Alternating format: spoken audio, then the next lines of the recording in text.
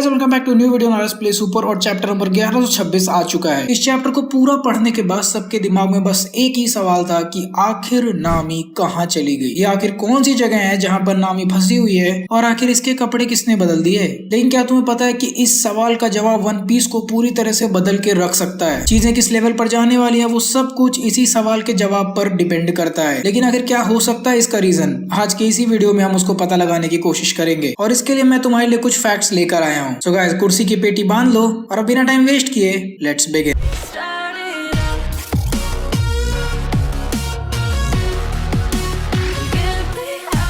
तो chapter number 1126 last panel में हमने देखा था कि नामी एक बहुत ही वियर्ड से जगह पर जाके फंस गई थी और इन्वायरमेंट देखकर ऐसा लग रहा है कि ये पूरा का पूरा महल जो है वो लेगोस से बना हुआ है। तो इन चीजों को और वन पीस के पीछे की स्टोरी को रेफरेंस लेके हम कुछ चीजें पता करने की कोशिश करते हैं। बाय द वे ये पूरा का पूरा एनालिसिस ट्विटर थ्रेड पर अवेलेबल है, तो मैं तुम्हें लिंक डिस्क्रिप्शन में दे दूंगा, तुम लोग जाके और ज्यादा इसको डिटेल में देख सकते हो। तो सबसे पहले स्टार्ट करते हैं कि आखिर कैसे वन पीस का वर्ल्ड खुद को रिपीट कर रहा है। अगर तुम्हें याद हो तो शवंडी आरपीए लागू के दौरान स्ट्रॉ हेड्स सेपरेट हो गए थे और शवंडी आरपीए लागू गवर्नमेंट का एक बहुत इंपॉर्टेंट आइलैंड था। सिमिलरली एगहेड भी एक बहुत ही ज्यादा इंपॉर्टेंट आइलैंड है और इसके बाद वापस से सब लोग सेपरेट हो गए हैं। और अगर तुम्हें ये चीज थोड़ी सी भी एक्सेप्ट करने में प्रॉब्लम हो रही है तो याद करो कूमा उस टाइम पर भी प्रेजेंट था और कूमा एक रीजन था उस पूरे सेपरेशन का, और इस बार भी कूमा यहाँ पर प्रेजेंट है and one of the reason कूमा भी है। Okay now let's come to the fact number 2। तुम्हें याद होगा जब सर क्रोकोडाइल वाला आग खत्म हुआ था तो कैसे वन पीस में एक बहुत ही सिंबॉलिक सीन हमें देखने को मिला था जहाँ पर सारे के सारे स्ट्रॉ हेड्स अपना हाथ ऊपर कर खड़े थे और उन सब के ऊपर क्रॉस का मार्क उन्होंने अपने हाथ पे बनाया था, ये दिखाने के लिए कि वो सब लोग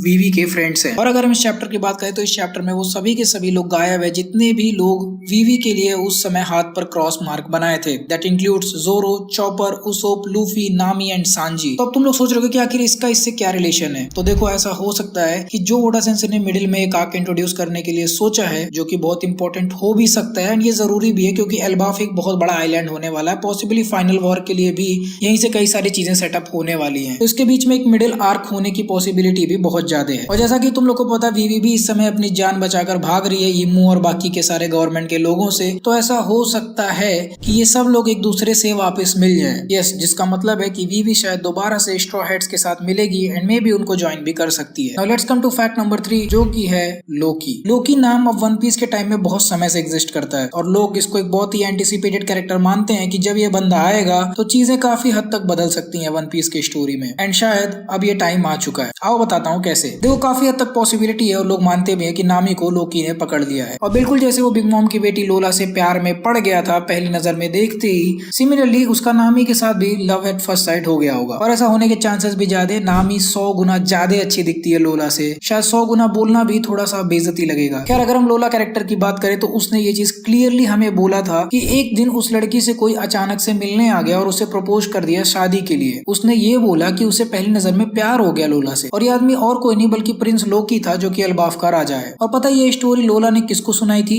नामी को। तो काफी हद तक इस चीज की पॉसिबिलिटी है कि जो नेक्स्ट कैंडिडेट हो सकता है एल्बाफ के प्रिंस का वो नामी हो सकती है। एंड नॉट टू मेंशन लोकी जो अपना नॉर्स माइथोलॉजी वाला है, अगर ओडा सेंसेई ने उसके नॉर्स के कैरेक्टर्स उसके अंदर डाल रखे हैं तो लोकी नाम का जो अपना गॉड है जो कि ट्रिक्स्टर एक तरह से होता है वो बहुत ज्यादा इल्यूजन्स क्रिएट करने के लिए जाना जाता है। तो ऐसा हो सकता है कि उसने ये सब कुछ सेट किया है एस्ट्रॉयड पायरेट्स को परेशान करने के लिए, जहाँ पर नामी की आंखें कैसी जगह खुलती है कि वो पूरी तरह से कंफ्यूज हो गई है और अब एक इल्यूजन से भरे लेगो हाउस में कैद है। And that brings me to fact number 4 कि आखिर समंदर में शिप कैसे गायब हो गई। देखो अगर हम जायंट्स वाले कैटेगरी की बात करें यानी कि जायंट्स वाले जो जॉनरा है उसकी बात करें तो जितने भी पॉप कल्चर के बुक्स वगैरह में इनके रेफरेंसेस है उसमें सबसे ज्यादा पॉपुलर जो है वो गुलिवर्स ट्रैवल है। आई एम श्योर तुम में से बहुत सारे लोगों ने बचपन में इसकी कहानी पढ़ी होगी। अब देखो स्टोरी मुझे एग्जैक्टली नहीं याद है लेकिन इतना पता है कि जायंट्स अपने साथ गुलिवर को ले जाने के लिए एक बॉक्स बनाते हैं जो कि घर जैसा होता है जिसके अंदर गुलिवर बैठा होता है और जायंट्स उसे अपने साथ जहाँ पे भी जाना हो ले जाते हैं। सिमिलरली हो सकता है जो स्ट्रॉ हेड्स की शिप है उसको लोकी ने ऐसे ही किसी बॉक्स में बंद कर लिया है और अब उसको अपने साथ लेकर जा रहा है एल्बाफ पर। और ये बंदा और कोई नहीं बल्कि वही अजनबी हो सकता है जो कि हमें पिछले चैप्टर के आखिरी में देखने को मिला था, जिसकी हमें परछाई देखने को मिली थी कि वो बंदा एल्बाफ पर स्ट्रॉ हेड्स का वेट कर रहा है। हो सकता है यही बंदा लोकी हो या फिर लोकी का कोई खास आदमी हो क्योंकि इसे ऑलरेडी पता है कि स्ट्रॉ हेड्स इसकी तरफ आ रहे हैं एंड हो सकता है वो इस चीज का फायदा उठाना चाहता हो। क्योंकि अगर तुम उस बंदे का पैनल नोटिस करोगे तो जिस तरह से उसने बोला है कम हियर, जो जापानीज लैंग्वेज है ओरिजिनल, वहां पर उसने कोई वर्ड यूज किया है, वो एक उतना रिस्पेक्टफुल वर्ड नहीं है कि आप किसी का वेलकम कर रहे हो, बल्कि आप ऐसा बोल रहे हो कि चलो आ जाओ देखते हैं। लेकिन आखिर ऐसा ये लोग क्यों करेंगे? तो देखो यार, एल्बाफ आइलैंड जो है वो शैंक्स की लॉयल है और शैंक्स के होते हुए किसी और योंको का उस आइलैंड पर आना वो इतनी आसानी से वेलकम नहीं करेंगे बिना शैंक्स के परमिशन के। सो मे बी ये एक तरह का सेफ्टी प्रोसीजर हो जो कि ये जायंट्स एक्सिक्यूट कर रहे हैं। अब आते हैं फैक्ट नंबर 5 पे कि आखिर नामी ही क्यों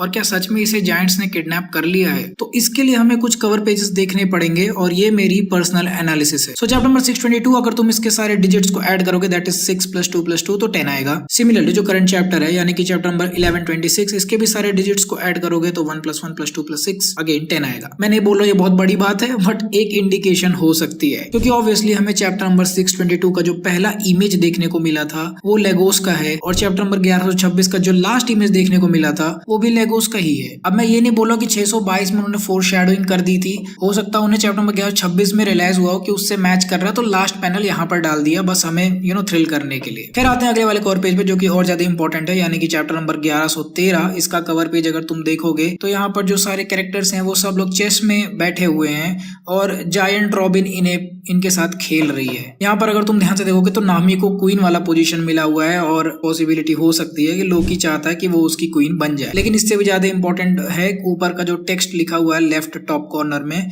the king is a fighting piece. मतलब सिंपल सी बात है, जो भी बंदा पायरेट किंग बनने की तरफ बढ़ रहा है उसे आखिरी में बहुत ही घमासान फाइट करना पड़ेगा। क्या ये लाइन एक्चुअली में एक चेस मास्टर से उठाई गई है जिसका नाम विलहेल्म स्टेनिट्स है। आई थिंक मैंने उसका नाम सही बोला। इसे फादर ऑफ मॉडर्न चेस भी कहा जाता है, तो ये उसी का लाइन है, the king is a fighting piece, जिसके अकॉर्डिंग लास्ट के कुछ मोमेंट्स में जब भी चेस खत्म होने वाला था तो किंग एक बहुत ही ऑफेंसिव तरह से मतलब इंपॉर्टेंट कैरेक्टर बन जाता है, इंपॉर्टेंट पीस बन जाता है पूरे बोर्ड पे। सिमिलरली जो पायरेट किंग बनेगा वो लास्ट में एक बहुत ही इंपॉर्टेंट रोल प्ले करने वाला है और सिर्फ पायरेट किंग होने की वजह से नहीं या फिर वन पीस खोजने की वजह से नहीं, बल्कि जो पूरा का पूरा वॉर होगा उसमें एक बहुत ही ऑफेंसिव वॉरियर निकल कर वो आएगा। और अब आ जाते हैं अपने फाइनल चैप्टर के कवर पेज पे जो कि है चैप्टर नंबर 1121 का कवर पेज, जिसमें तुम देख सकते हो एक बड़ी सी नामी है तो उसका सब कुछ बड़ा है और बहुत अच्छा लग रहा है देख के। बट मेन पॉइंट पर आते हैं, इस चैप्टर का जो कवर पेज का टाइटल है, हर कवर पेज का एक टेक्स्ट भी होता है, तो उस पर ये लिखा हुआ है कि जो स्ट्रॉ हैट्स हैं वो लोग जायंट नामी के अराउंड सारे एक्टिविटीज और समर ट्रीट्स का फायदा उठा रहे हैं। तो अगर हम इसको एल्बाफ के टर्म्स में ले और अगर सच में प्रिंस लोकी को नामी से लव एट फर्स्ट साइट हो गया है तो जो कुछ भी नामी बोलेगी वो सब कुछ प्रिंस लोकी इन सब के लिए करेगा एंड इसी तरह से वो भी अब एक जायंट नामी की तरह कंसिडर की जाएगी। मतलब बड़ी नामी जिसके पास बहुत सारी अथॉरिटी है, सेम एज जायंट लोकी, जो कि पूरा का पूरा वॉर से रिलेटेड है। याद करो जब बोआ लूफी के प्यार में गिरी थी तो तुरंत मरीन फोर्ड वॉर हो गया था। तो सिमिलरली अगर लोकी अभी नामी के प्यार में गिरेगा तो क्या फाइनल वॉर स्टार्ट हो सकती है, क्योंकि ये लोग वन पीस को खोजने के बहुत करीब हैं। चलो ठीक है, मानता हूँ इस बात का उतना सेंस नहीं बनता, बट याद करो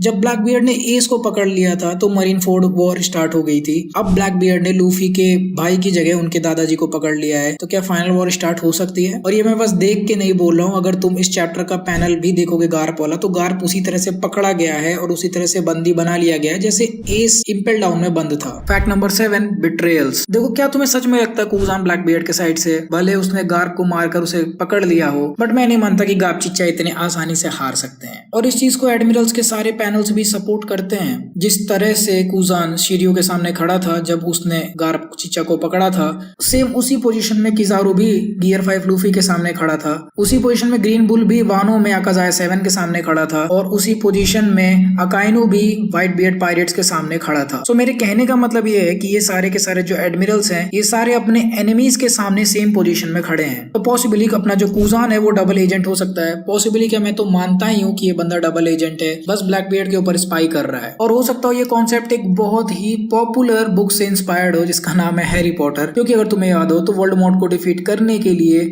डंबलडोर ने स्नेप की हेल्प ली थी, जहां पर स्नेप एक डबल एजेंट का काम कर रहा था। Welcoming to fact number 8, Shanks pirates बहुत हरामी हैं। शैंक्स ने किड को एक ही स्लैश में खत्म कर दिया और उसके बारे में हमें कोई भी अपडेट नहीं मिला कि वो जिंदा है या मर गया। अगर कोई भी शैंक्स से उल्टे सीधे तरह से भिड़ने की कोशिश करता है तो उसे एक गोली मार के खत्म कर दिया जाता है। बेन बैकमैन ने क्लियर कट किजारू को बोल दिया था कि अगर जरा भी हिला तो यहीं पेल दूंगा। और रिसेंट के चैप्टर में हम देख सकते हैं कि यसोप ने बर्थलोम्यू पायरेट्स को पूरी तरह से खत्म कर दिया, इवन जबकि बर्थलोम्यू ने सर झुकाकर उससे माफी मांग ली थी। मतलब शैंक्स का क्रू ये पूरी तरह से मानता है कि जैसा करोगे वैसा भरोगे, नो मैटर तुम बाद में माफी मांग लो। तो हो सकता हो शैंक्स का ये इन्फ्लुएंस बहुत ज्यादा जायंट्स पर भी हो, क्योंकि वो उनके आइलैंड पे बहुत ज्यादा रहा है कि अगर एक और यॉन्ग को उनके आइलैंड पर कदम रखने की कोशिश कर रहा है तो वो लोग उसे उतनी आसानी से वहां पर नहीं आने देंगे, जिसकी वजह से उन्होंने शायद स्ट्रॉ हैट्स को इस समय पकड़ के रख लिया होगा। Fact number 9, shanks reunion with Luffy. देखो वानो के फाइनल पार्ट्स में जब शैंक्स वानो आइलैंड की इधर उधर घूम रहा था तो उसने बोला था कि वो अभी लूफी से मिलने में इंटरेस्टेड नहीं है, क्योंकि बर्थलोम्यू नाम का पायरेट बहुत सारा कांड फैला रहा है इधर उधर जो उसके आइलैंड्स उसके नाम पर हैं, जो उसके फ्लैग को यूज करते हैं। तो अब क्योंकि शैंक्स ने डायरेक्टली डील कर लिया बर्थलोम्यू से, क्या अब वो लूफी से मिलने जाएगा? इस पॉइंट पर इस चीज की पॉसिबिलिटी हो सकती है कि शैंक्स के ऊपर लूफी गुस्सा हो जाए, क्योंकि उसके दोस्त बर्थलोम्यू को उसने उड़ाने की कोशिश की थी, जिसकी वजह से एक छोटी मोटी फाइट भी हमें उनके बीच में देखने को मिल सकती है। लेकिन फिर भी मैं मानूंगा कि बर्थलोम्यू गोट था इस पूरे चैप्टर का, क्योंकि उसने बिना कुछ भी सोचे वो जहर पी लिया जो कि लूफी को मारने के लिए उन्होंने बनाया था, जिसकी वजह से शैंक्स का रिस्पेक्ट उसके साथ है। एंड अगर शैंक्स का मन कर गया तो हो सकता है बर्थलोम्यू को वो अपने शिप पर आने देगा, जिसके बाद हो सकता है एल्बाफ आइलैंड पर ये लोग साथ में मिलेंगे। Last but not the least, fact number 10। अब ये वाला उतना ही सिचुएशन से रिलेटेड नहीं है कि आखिर नामी कहाँ पर फंसी है, बट एक बहुत ही होलसम सा सीन था जहाँ पर कुमा ने बोनी को लिखा था कि दुनिया बहुत सुंदर है और इसे किसी भी फोटो में कैप्चर करके नहीं रखा जा सकता। और जिस हिसाब से हमने वन पीस के वर्ल्ड के दोनों पैनल्स देखे, मुझे लगता है कि अपनी दुनिया भी बहुत सुंदर है और कितनी भी फोटोज खींच लें कभी भी हम उसे कैप्चर नहीं कर पाएंगे। एंड कुमा को फाइनली मुस्कुराते हुए देखकर मुझे बहुत खुशी हुई। एंड आई होप तुम लोग भी बहुत ज्यादा खुश हुए होगे। So that was it for this video. I hope तुम लोग को ये वीडियो देखकर मजा आया होगा। मजा आया तो फटाफट लाइक कर दो और चैनल को भी सब्सक्राइब कर लो, क्योंकि वन पीस का वर्ल्ड खुद को रिपीट कर रहा है और किस तरह से रिपीट कर रहा है इस पे एक डिटेल वीडियो मैं बना रहा हूँ। वो एडिटिंग में चली गई है तो बहुत जल्द तुम्हें देखने को मिल जाएगी, इसलिए सब्सक्राइब करो और बेल आइकन को ऑन कर देना। मैं तुम लोगों से मिलूंगा अगले वीडियो में। So until the next one, play on.